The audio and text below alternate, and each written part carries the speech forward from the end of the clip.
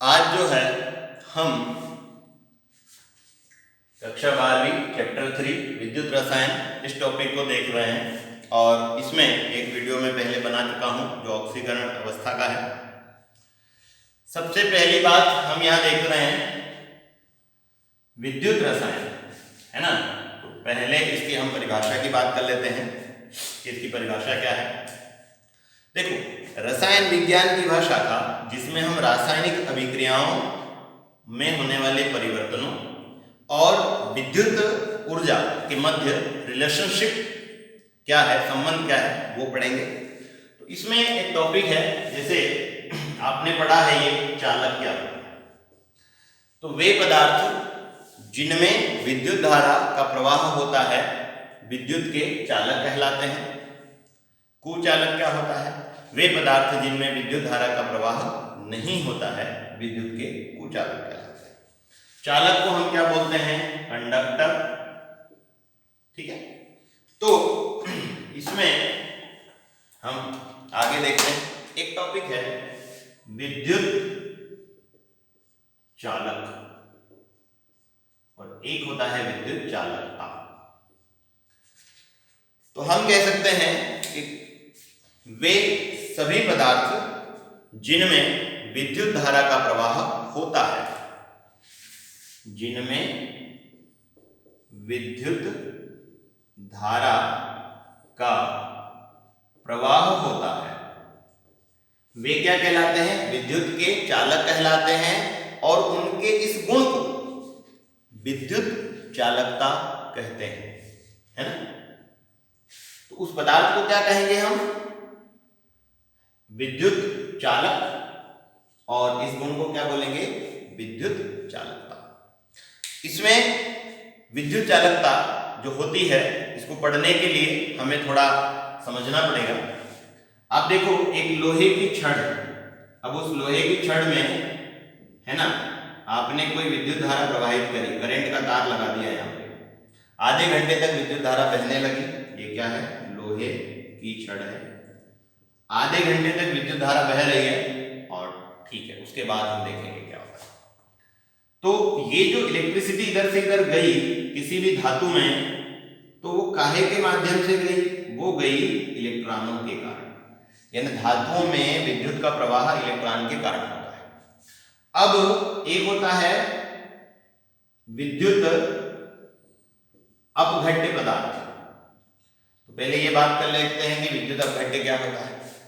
तो विद्युत अपघट्य वे पदार्थ जो विलयन में घुलने पर अपने आयनों में विभक्त हो जाते हैं, विद्युत अपघट्य कहलाते हैं। ठीक है, विद्युत अपघट्य किसको बोलेंगे? विद्युत अपघट्य वे पदार्थ जिन्हें आयनों में जिन्हें जलीय विलयन में घुलने पर या विलयन में घुलने पर या जल में घुलने पर, ठीक है, वे पदार्थ जो अपने जलीय विलयन में आयनों में डिवाइड हो जाते हैं विद्युत अपघट्य कहलाते हैं। उदाहरण के लिए NaCl, HCl, KCl, है ना, sodium chloride, hydrogen chloride, potassium chloride, sodium acetate, और भी ले सकते हो, अमोनियम क्लोराइड, सोडियम हाइड्रोक्साइड, ठीक है, और ले लेते हैं हम लोग एसिडिक अम्ल और अमोनियम हाइड्रोक्साइड। यहां दिख रहा है? चलिए मैं यहां लिख देता हूं, अमोनियम हाइड्रोक्साइड। ये सभी क्या है? विद्युत अपघट्य है। तो इनका आयनन कैसे होगा? देखो, अगर आप NaCl को तोड़ेंगे तो आपको क्या प्राप्त होगा? सोडियम आयन और क्लोराइड आयन। अगर आप HCl को तोड़ेंगे तो क्या प्राप्त होगा? Hydrogen ion, chloride ion. अगर आप पोटेशियम को तोड़ेंगे तो क्या प्राप्त होगा? पोटेशियम आयन और क्लोराइड आयन। अगर आप सोडियम एसीटेट को तोड़ते हैं तो क्या प्राप्त होता है?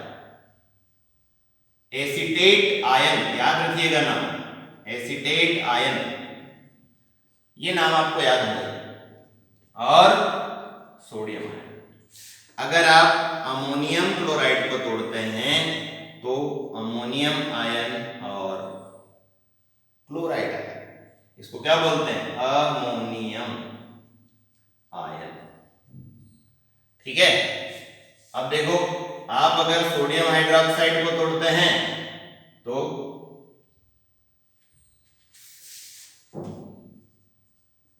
तो क्या प्राप्त होगा, सोडियम आयन और हाइड्रोक्साइड आयन।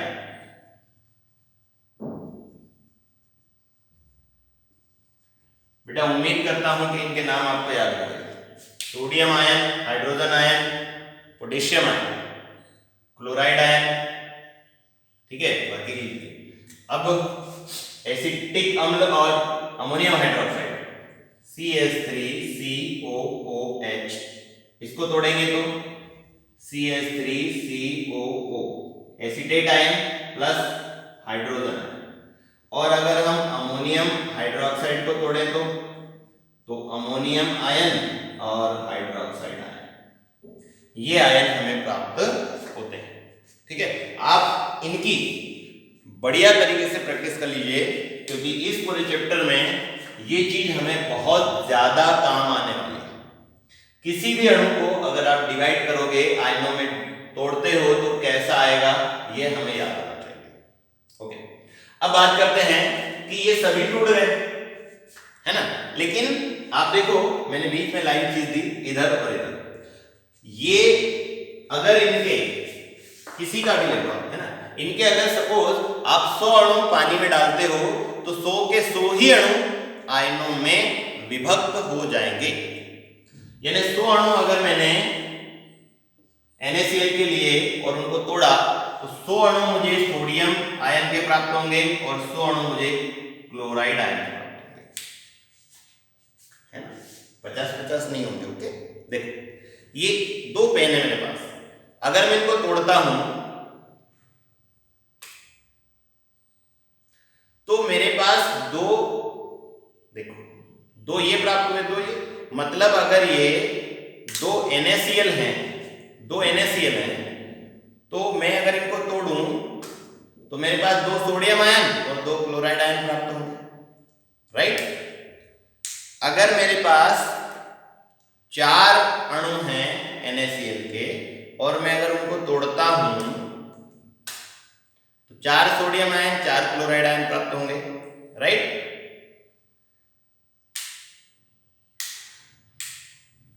ओके, अब देखो आप, तो इनके अगर 100 अणु में पानी में डालता हूं तो 100 के 100 ही अणु डिवाइड हो जाएंगे, पूर्णतः आयनित हो जाएंगे। तो इनको क्या नाम दिया गया, इनको कहा जाता है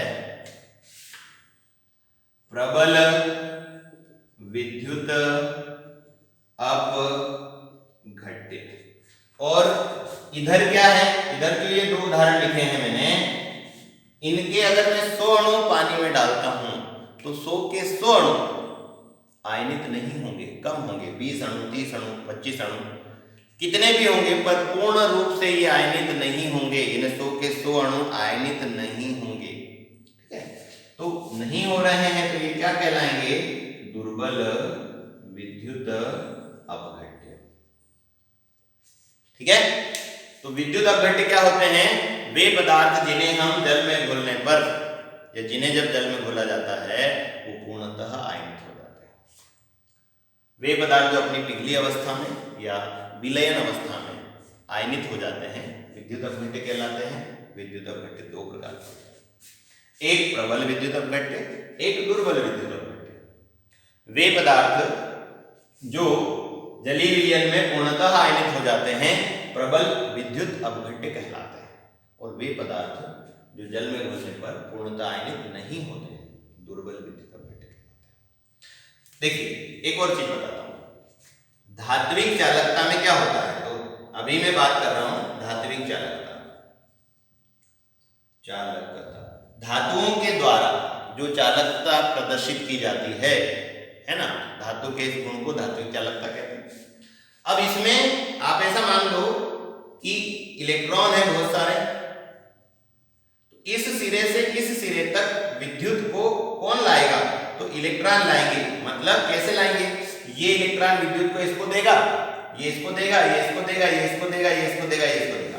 आप ऐसा मान लो कि यहाँ पर 10 व्यक्ति हैं, खड़े कर दो आप, चलो 5 व्यक्ति खड़े कर दिए हमने लाइन में, 5 व्यक्ति हमने एक लाइन में खड़े कर दिए और एक तगारी भर के हमने इसको दी, वो तगारी इसने इसको दे दी, वो इसने इसको दे दी, वो इसने इसको दे दी और वो इसने इसको दे दी और यहाँ पे आ गई वो तगारी। मतलब मिट्टी डाल रहे हो आप, तो यहाँ से मिट्टी डाल रहे हो यहाँ, तो इस तरीके से डाल रहे हो, ये एक तरीका हुआ।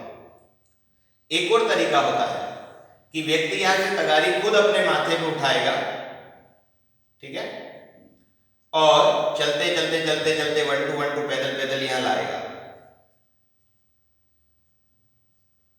ठीक है, ये मिट्टी बनी हुई।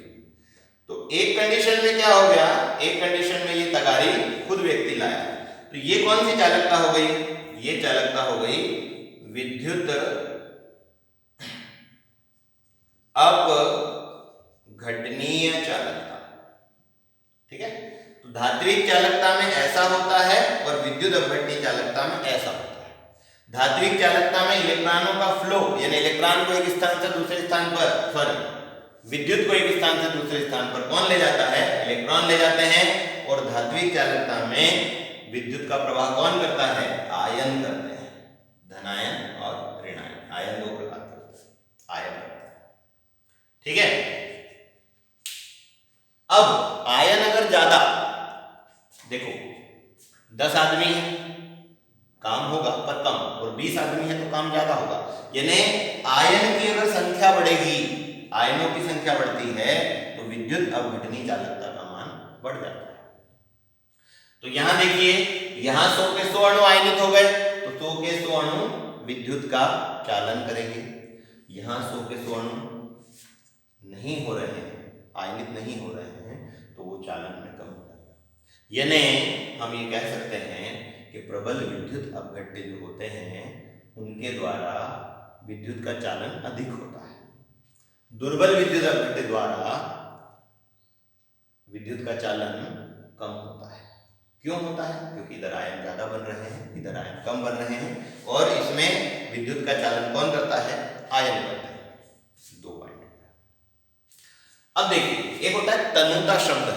तनुता क्या होता है, तनुता का मतलब है अगर आप यहाँ पर 1 लीटर पानी लेते हो और उसमें 100 ग्राम नमक डाल देते हो, 1 लीटर पानी में आप अगर 100 ग्राम नमक डाल देते हो, तो ये 100 ग्राम नमक यानी प्रत्येक अणु जो है डिवाइड हो जाएगा नमक का आयनों में। सारे के सारे अणु आयनों में विभक्त हो गए, फिर आप इसमें क्या डाल रहे हो, वाटर। तो किसी भी विलयन में जब पानी मिलाया जाता है तो आप कह सकते हो हम उसे क्या कर रहे हैं, तनु कर रहे हैं। कभी भी ध्यान रखना, यदि हम बोले इस विलयन को तनु किया जाए या तनु करने पर, या कोई आपके शिक्षक आपको कह दें कि इस विलयन को तनु बना दीजिए, तो आप क्या करेंगे, उस विलयन में क्या डाल देंगे, पानी डाल देंगे, आसूत जल, 100% प्योर वाटर, ठीक है। अब उस पानी डालने से क्या हुआ, पानी डालने से आयतन बढ़ गया, लेकिन क्योंकि 100 अणु थे, 100 के 100 ऑलरेडी डिवाइड हो चुके हैं, तो क्या और डिवाइड होंगे, नहीं होंगे। तो हम कह सकते हैं तनुता बढ़ाने पर चालकता में कोई परिवर्तन नहीं होता है। लेकिन इसमें क्या है, इसमें ऐसा है कि 1 लीटर पानी लिया, विद्युत अपघट्य मिलाया, ठीक है, तो मान लो इसके 25 अणु डिवाइड हो गए, 1 लीटर और मिला दिया तो 35 अणु डिवाइड हो जाएंगे। मतलब तनुता मिलाने पर फर्क पड़ता है, चालकता में फर्क पड़ता है, ठीक है। तो एक परिभाषा हो गई प्रबल विद्युत अपघट्य की, कि इनका ये पदार्थ, वे पदार्थ जो जलीय विलयन में पूर्णतः आयनित हो जाते हैं प्रबल विद्युत अपघट्य कहलाते हैं, जो नहीं होते हैं पूर्णतः आयनित, दुर्बल विद्युत अपघट्य। इनकी चालकता का मान अधिक होता है, इनकी चालकता का मान कम होता है। 2 हो गए। तनुता का प्रभाव इन पर नहीं पड़ता, इन पर तनुता का प्रभाव पड़ता है। 3 हो गए। और चौथा उदाहरण दे दीजिए कि यहाँ से यहाँ तक जो है ये प्रबल विद्युत अपघट्य के उदाहरण है, और ये दोनों दुर्बल विद्युत अपघट्य के उदाहरण हैं, ठीक है। प्रबल विद्युत अपघट्य और दुर्बल विद्युत अपघट्य हो गया। अब धात्विक चालकता और विद्युत अपघटनी चालकता की हम बात कर रहे थे। अब देखो, एक होता है धात्विक चालकता, मैं इसको मिटा देता हूं थोड़ा सा।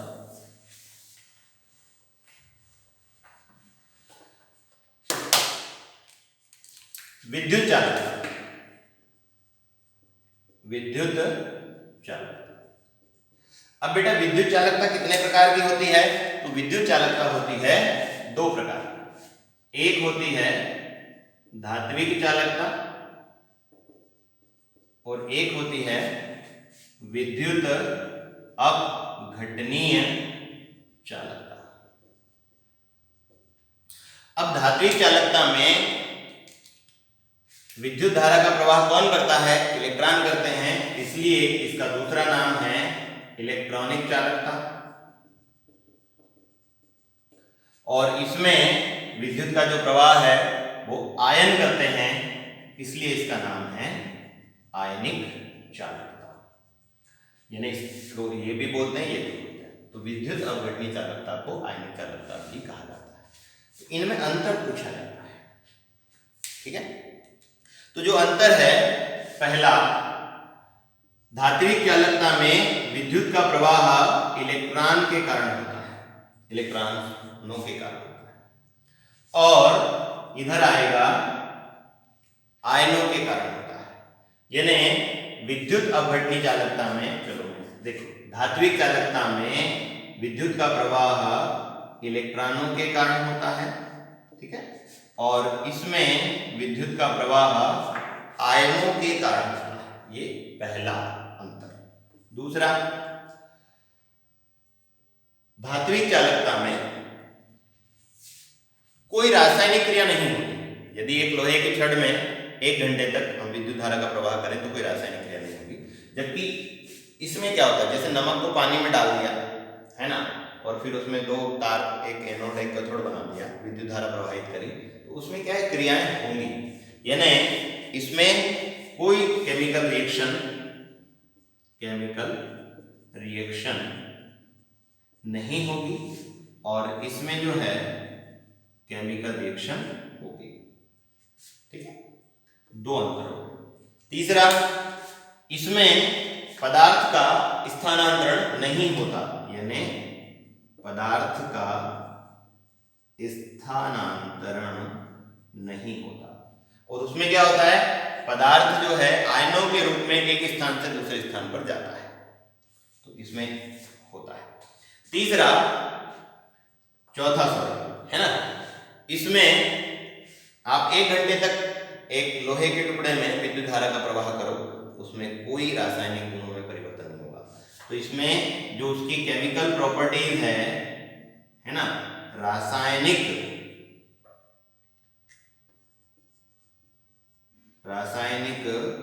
गुण में परिवर्तन नहीं होगा, और इसमें रासायनिक गुणों में परिवर्तन होगा, ठीक है। 4 अंतर हो गए। 5वां, जो धात्विक चालकता होती है उसमें ताप अगर बढ़ा दिया जाए तो चालकता का जो मान है वो घट जाता है। तो धात्विक चालकता में ताप बढ़ाने पर चालकता घटती है, ठीक है। ताप बढ़ाने पर चालकता घटती है, और इसमें क्या होता है, ताप बढ़ाने पर चालकता भी बढ़ती है। क्यों बढ़ती है? क्योंकि जब आप टेम्परेचर बढ़ाओ, देखिए आप इसको समझिए, मान लो ये विलयन है और इसमें ये आयन है। अब आप जब ताप बढ़ाओगे तो इनके बीच का जो अट्रैक्शन है, अंतराणु आकर्षण बल है, अंतरा आयनिक आकर्षण बल, वो घटेगा, क्योंकि ऊर्जा मिल रही है, आप इसको गर्म कर रहे हो। तो ये ऊर्जा इस बंध को ढीला करेगी, कमजोर करेगी, जिससे ये बंध कमजोर होगा तो आयन दूर दूर होंगे, और दूर दूर होंगे तो वो आसानी से गमन करेंगे, ज्यादा गमन करेंगे। तो आयनिक चालकता में ताप बढ़ाने पर चालकता का मान बढ़ता है। तो ये 5 अंतर हैं, ये पूछे जाते हैं कि धात्विक चालकता और विद्युत अपघटनीय चालकता में अंतर बताइए, ठीक है। इसके बाद इसमें एक प्रश्न आता है, जैसे विद्युत अपघट्य तो मैंने आपको बता दिया 2 प्रकार का होता है ना, प्रबल दुर्बल। विद्युत अनअपघट्य क्या होता है? तो इसमें आएगा ऐसे पदार्थ जो विद्युत का प्रवाह नहीं करते, जलीय विलयन में है ना, विद्युत का प्रवाह नहीं करते हैं, वो विद्युत अनअपघट्य पदार्थ कहलाते हैं। जैसे ग्लूकोज है, ठीक है। तो ग्लूकोज का जब आप विलयन बनाएंगे, जैसे पानी लीजिए, उसमें ग्लूकोज घोल दीजिए, ये वाटर है, इसमें ग्लूकोज डाल दीजिए और फिर आप एक करंट का तार इसमें डाल दीजिए, यहाँ टेस्टर से चेक कीजिए, ठीक है, टेस्टर नहीं जलेगा। लेकिन अगर आपने नमक डाल दिया तो यहाँ आप जब टेस्टर लगाओगे, वो टेस्टर का जो बल्ब है वो चलने लगेगा। ये कहाँ से है? करंट है, ठीक है। तो अगर हम एक कांच का बर्तन लें, उसमें पानी डालें, पर पानी प्योर होना चाहिए, याद रखना, अशुद्ध पानी में विद्युत धारा का प्रवाह होता है। तो अगर हम नमक डालते हैं तो यहाँ ये चलेगा, और हम ग्लूकोज डालते हैं तो नहीं चलेगा। तो वे पदार्थ जो विद्युत धारा का प्रवाह नहीं करते हैं अपनी विलयन अवस्था में, विद्युत अनअपघट्य पदार्थ कहलाते हैं। जैसे कि सुक्रोज है, यूरिया है, ग्लूकोज है, etc आदि, ठीक है। Next point. अब हम बात करते हैं कि जो विद्युत अपघट्य पदार्थ होते हैं, विद्युत अपघट्य पदार्थ, उनके द्वारा जो चालकता होती है उसे कहते हैं विद्युत अपघटनीय चालकता। तो विद्युत अपघटनीय चालकता की परिभाषा क्या हो जाएगी? जब कोई विद्युत अपघट्य पदार्थ अपनी विलयन अवस्था में विद्युत का चालन करते हैं तो इसे विद्युत अपघटनीय चालकता कहते हैं। तो विद्युत अपघटनीय चालकता को प्रभावित करने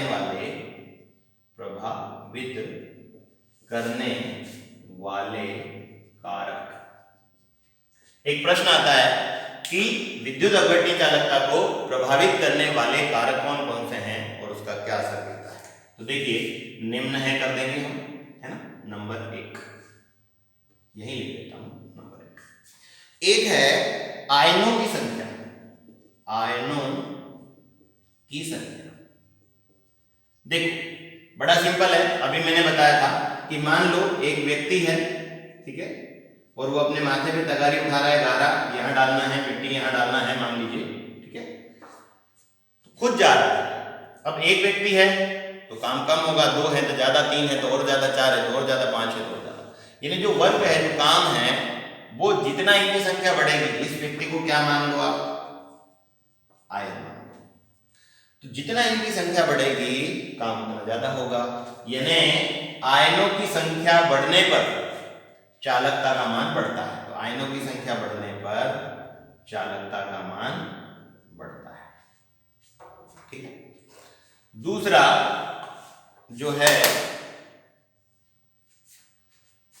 आयनों की गति। आयनों की गति, आप देखो कि अगर एक व्यक्ति है, वो यहां से बड़ा धीरे धीरे धीरे चल के वहां जा रहा है और तगारी डाल रहा है, वो ढीला आदमी है, बहुत काम है, तो काम कम होगा। और अगर वो अपना काम स्पीड में करे तो काम ज्यादा होगा। तो आयनों की गति बढ़ने पर चालकता का मान भी बढ़ता है। अब ये याद रखो कि आपको क्या बोलना है, आयनों की गति बढ़ने पर बोलना है कि आयनों की गति घटने पर, वो आप देख लो, है ना।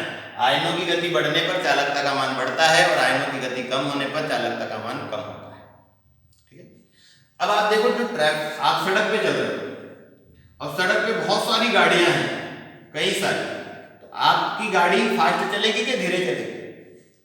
ऑब्वियसली धीरे चलेगी, क्योंकि ट्रैफिक ज्यादा है। तो आयन अगर पास पास है, ठीक है, तो स्पीड कम हो जाएगी। लेकिन आयन अगर दूर दूर है तो स्पीड बढ़ जाएगी। तो मैंने सड़क को चौड़ा बना दिया। सड़क को चौड़ा बना दिया मतलब आयतन को बढ़ा दिया, जगह, एरिया बढ़ा दिया, ठीक है। गाड़ियां तो वही है, सड़कें चौड़ी कर दी, तो क्या हो जाएगा? तो हम कह सकते हैं, अगला पॉइंट है, देखिए इसमें क्या है, अट्रैक्शन ज्यादा है, इसमें अट्रैक्शन कम है। तो तीसरा,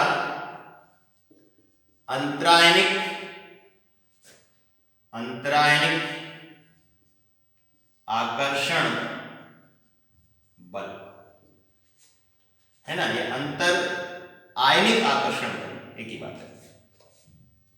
तो अंतरायनिक आकर्षण बल, आयनों के मध्य अगर आकर्षण बल बढ़ेगा तो चालकता का मान घटेगा। आप इसका ऐसा भी लिख सकते हो कि अंतरायनिक आकर्षण बल का मान अगर कम होगा तो चालकता का मान अधिक होगा। कौन सी चालकता? विद्युत अपघटनीय चालकता। ठीक है, तो ये हो गए इसके 3 पॉइंट। एक है इसमें विलायक की श्यानता। विलायक की श्यानता, श्यानता का मतलब होता है किसी द्रव के बहाव में उत्पन्न रुकावट को श्यानता कहते हैं। तो अगर जो विलायक है, जैसे आप एक काम करो, पानी ले लो और दूसरे में इधर क्या ले लिया आपने?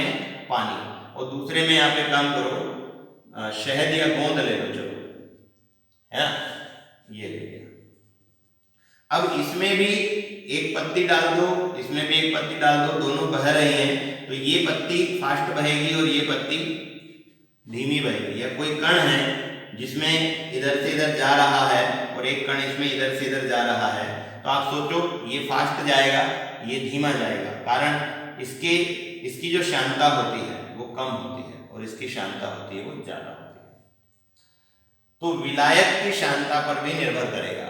विलायक की श्यानता बढ़ेगी तो आयनों की गति घट जाएगी। इसमें श्यानता क्या है? कम, और इसमें श्यानता क्या है? अधिक। तो श्यानता अगर कम है तो आयनों की गति ज्यादा है, गति ज्यादा है तो चालकता ज्यादा है। श्यानता अगर बढ़ी तो गति घटेगी, गति घटेगी तो चालकता घटेगी। तो विलायक की श्यानता बढ़ने पर चालकता कम हो जाती है। ठीक है, क्यों हो जाती है? क्योंकि उसकी गति कम होती है। ओके, और एक है विलयन की तनुता। तनुता का मतलब वही है पानी डालने पर। तो विलयन की तनुता अगर आप बढ़ाते हो, ज्यादा मात्रा में पानी डालते हो तो आयतन बढ़ता है। आयन जो है वो दूर दूर होते हैं, और जब वो दूर दूर होंगे तो अट्रैक्शन कम होगा और उनकी स्पीड बढ़ जाएगी, तो चालकता का मान भी बढ़ जाता है। तो हम कह सकते हैं कि आयनों की संख्या बढ़ने पर चालकता का मान बढ़ता है, विद्युत अपघटनीय चालकता का मान बढ़ता है। आयनों की गति बढ़ने पर चालकता का मान यानी विद्युत अपघटनीय चालकता का मान बढ़ता है। अंतरायनिक आकर्षण बल का मान घटने पर चालकता का मान बढ़ता है। विलायक की श्यानता बढ़ने पर चालकता का मान घट जाता है क्योंकि आयनों की गति घट जाती है। विलयन की तनुता बढ़ाने पर आयनों की संख्या बढ़ती है, आयनों की गति बढ़ती है, अतः चालकता का मान बढ़ता है। तो ये था विद्युत अपघटनीय चालकता को प्रभावित करने वाले कारक। ठीक है, आई होप कि आपको कुछ थोड़ा बहुत समझ में आया होगा। बाकी का जो है वो हम अगले वीडियो में देखते हैं। अभी के लिए केवल इतना ही। ओके, धन्यवाद।